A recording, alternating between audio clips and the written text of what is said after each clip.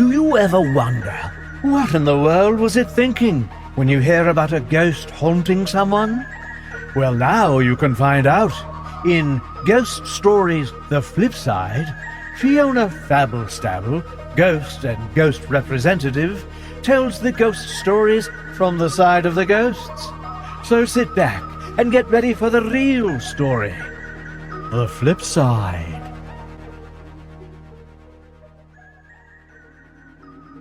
Hi, I'm Fiona Fabblestabble, ghost and ghost rep. And I have a story coming to us from Missouri through the ghost grapevine. Now, Missouri is called the Cave State, and this story is called The Endless Cave. So here goes with the ghost story the way the livings tell it. Yeah, the doc says I need an operation, but there's no extra money for that right now. Bertha's grandma said to her Annie Mae. They were sitting on the good part of the front porch in their old rocking chairs. Mama, you've got to go. You know I'd love to help, but Hank and I don't have any money to spare.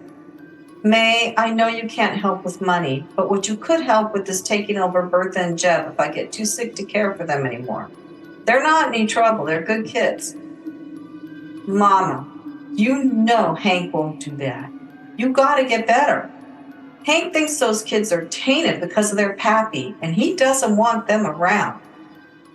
May, it's not their fault their pappy's in jail. I don't think he should be in jail. He's innocent, and you know that. And they can't help it if their mama can't take care of them. Hank shouldn't blame those kids for what life dished out to them. Just please, don't let those kids go to the orphan's home if I don't get better. Mama, you know I can't make you that promise. Hank's pretty set in his ways, and we have our kids to think about. Besides which, Bertha and Jeb are strong. They probably wouldn't need to go to the orphan's home anyway. They do just fine in the workhouse. Hank and I already discussed it. Grandma gasped, and there was a long silence before she said, I think I'll get some more money.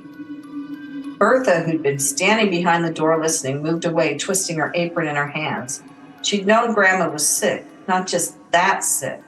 She ran out the back door, past the chicken coop and the ornery goats, to find her brother Jeb, who was picking apples to sell. What is it? Jeb asked when he saw Bertha's worried face. It's bad, Bertha replied. Grandma might get too sick to take care of us, and Annie Mae is going to put us in the workhouse. Grandma needs an operation, but there isn't enough money for that. Jeb stopped picking the apples and said, Then it's up to us now. There's something I've been thinking about for a long time, and now's the time to do it. It's not the gold, is it? Bertha asked. Yep, but that's just a made-up story. No, it's not, and I've got proof. I was in the way back part of the root cellar, where no one ever goes anymore, when I came upon a flat rock, beige in color. I picked it up, and it had a map drawn on its underside. It showed the hills over yonder, and had a circle around that one near the middle with a picture of a pile of gold. I memorized the map, and I hid the rock really well so no one else will ever find it. And I've been preparing ever since. I know exactly where the cave with the gold is. He pointed to a spot in the distance. That was great-great-grandpappy's gold. It's time for us to claim our inheritance. But people disappear in those caves. Only the ones who don't get ready the right way. I figured out what we need to take, and I've got it mostly ready. What? I have burlap sacks to carry out the treasure. I even sewed straps on them so we can put them on our backs. And I gathered some candles and flint to light them with. Listen, Bertha, this is the only way. There isn't going to be any money coming from anywhere else, and I don't want Grandma to get sicker or even worse. Bertha agreed, reluctantly, to go to the caves with Jeb the next day. I guess I have some yarn we can use to leave a trail so we can find our way out. And I can bring apples and sandwiches in case it takes a long time to find the gold. They left early the next morning. As they approached the cave mouth, Jeb started running into the cave. Wait, Jeb, what is it? I see a light. I'm going to follow it. Bertha quickly pulled the yarn from her pocket and followed Jeb, unfurling it as she went. Jeb, wait up! Bertha hurried to keep up. Neither one of them noticed how deeply they were going into the cave or when they turned into side passageways. Bertha kept spooling out the yarn until it was gone. She yelled at Jeb, but he kept going, and she had no choice but to follow. The little light led them around bends and turns, down corridors, and past open areas with stalactites hanging down from the ceiling and stalagmites rising up from the floor. They barely had a chance to glance at the weird formations as they rushed past. The little light danced on before it flickered a bit, then led them to a pile of rubble. The light danced up over the top of the rubble and into a corridor beyond. Bertha and Jeb moved the rubble aside, then bent down on their hands and knees and crawled into a narrow passage. The passage was thankfully short and led into a cavern. Once inside the cavern, they saw the little light dancing crazily atop a pile of dazzling jewelry. Rainbows bounced off the walls, reflecting off of the jewels in a big pile of gold coins. "We found it!" Jeb cried in triumph. The light danced around as they filled their burlap sacks with the gold, as much as they could carry. Then it flickered out, leaving them in absolute darkness. Jeb rummaged in his sack for the candles and flint. When he pulled them out and lit a candle, they got a good look at the cavern. "Is that a skeleton?" Jeb asked as he approached a pile of bones in the corner. "I don't care, let's get out of here." Bertha's eyes were wide in the flickering candlelight. Jeb snuffed out the candle and they crawled out of the cavern, dragging their burlap bags behind them. Once out of the cramped tunnel and into the main cave, Jeb relit the candle. They put the bags of gold on their backs and looked around for the way out. Nothing looked familiar. The cave was dark, with the candle casting shadows everywhere, and they heard skittering sounds like rats or bats. They realized they had no idea how deep into the cave they had gone. "Let's go this way," Jeb started walking, Bertha following. They came to a fork with two passageways. "If we keep going to the right, we should be able to find our way out, I think," Jeb said. Bertha merely nodded. After a while, they stopped to eat an apple and half a sandwich each, taking the bags of coins off their backs and sitting to rest against the cave wall. "Time to move on," Jeb said as Bertha groaned. They picked up the heavy sacks and put them back on their backs, then trudged on. They walked down corridors and chose the right branch every time they had a choice. It still didn't look familiar. Eventually, exhaustion went out and Bertha stopped. "I wonder what time it is," she said. "I don't know. I guess we can rest now and start up again later. It's not that much different than sleeping outside, even with the critters scurrying around in here." They each ate half a sandwich and laid down on their coats, using their bags for pillows, even though they were really hard pillows. Bertha didn't think she'd sleep, but a few hours later she woke with a start. Something might have run over her foot. She tried to go back to sleep, but her mind was racing. They had the gold, but what good would it do to them if they couldn't find their way out of the cave? That skeleton they'd seen probably wasn't the only one in this cave. Jeb finally woke up and lit a candle. "Time to get moving. I think it's this way." They each took an apple to eat on the way. Then they put the sacks of gold on their backs and Jeb led Bertha down a corridor.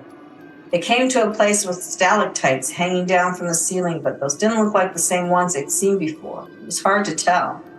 They wandered down another passageway and through tunnels. They saw skeletons laying on the cave floor in some places. "Do you think they starved to death?" Jeb asked. Bertha didn't answer, just trudged past on her weary legs. It was hard to tell day from night in the cave. They rested again, and when they woke up, they each had an apple for breakfast, then started wandering the cave again, the bags heavy on their backs, their stomachs growling, seemingly no closer to any exit. The meager light from the one candle they lit cast menacing shadows on the cave walls that looked like hungry monsters. The candles were running out, and they only had a couple of apples left. The sandwiches were gone. "If we don't get out of here soon, we'll starve too, just like those skeletons," Bertha worried to herself.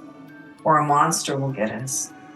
They walked through another tunnel until Bertha asked, "Wait, isn't this where the gold cavern is? Where all that gold was, that cavern?" There on the floor was a pile of rubble with a small opening leading down a narrow corridor. "We've gone in circles!" She sat down hard on the cave floor, nearly crying.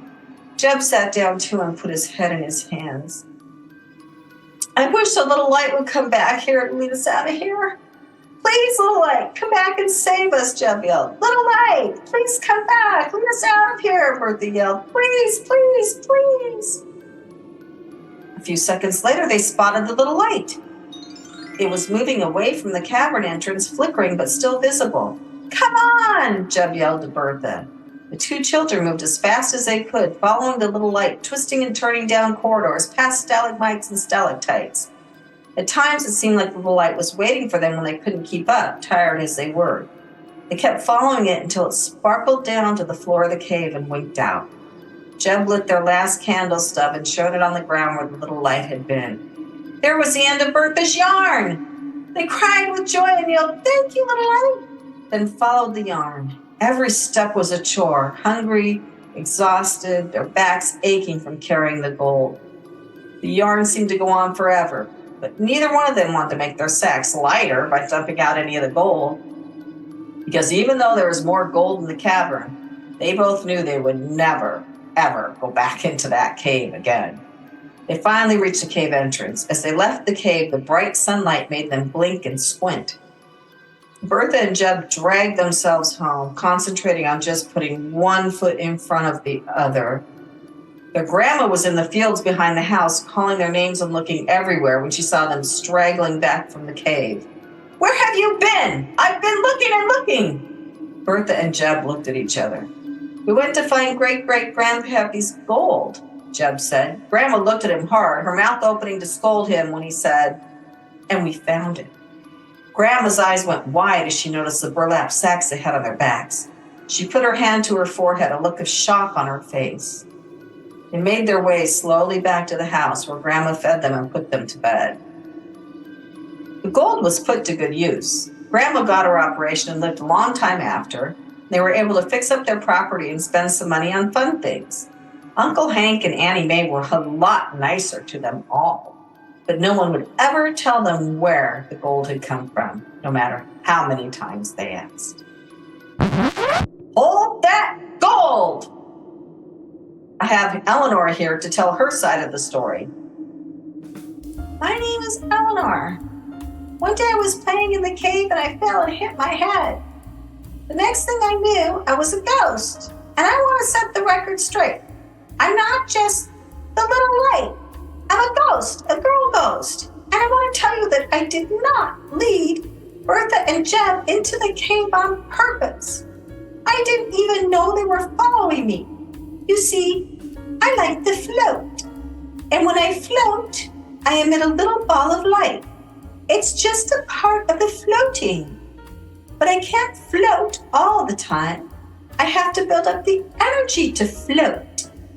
And I like to explore new places when I float. So I was exploring out by the cave mouth when they saw me. I had saved up a lot of energy so I could explore all the way out there. But always when I float, I like to save enough floating energy to float in the room with all the sparklies in it, so I can watch my light make rainbows off of them. So when they saw me, which I didn't know was happening at the time, I was on my way back to the sparkly room to make my rainbows. I always use up all the rest of my floating energy in the sparkly room after I get there. And it takes time to build back up again. That's why they didn't see me again for a while. When they called for help, I had just gotten to the sparkly room again, and I decided to give up some of my sparkle time to help them out. The other ghosts are asking me why I helped those two get out of the cave when there are skeletons from other lost people all over this cave. Some of the ghosts are asking why didn't I help them? I'll tell you why. I didn't help them because they didn't ask me nicely like Jeb and Bertha did. That's why. Some of them yelled for me, but they didn't say please. And that's it. As my mama used to say, manners matter. But I have to say, if you go into a cave, make sure you know how to get out again. And if you want someone to help you, it's good to say please. Well, thank you, Eleanor. That was quite a good story, and it was so nice of you to help those two little children out of the cave. This is Fiona Fabblestabble. You've been listening to Ghost Stories, The Flip Side, The Endless Cave. I hope you enjoyed it. We'll see you next time. This has been Ghost Stories, The Flip Side. The ghosts thank you for listening and wish you a long and happy life.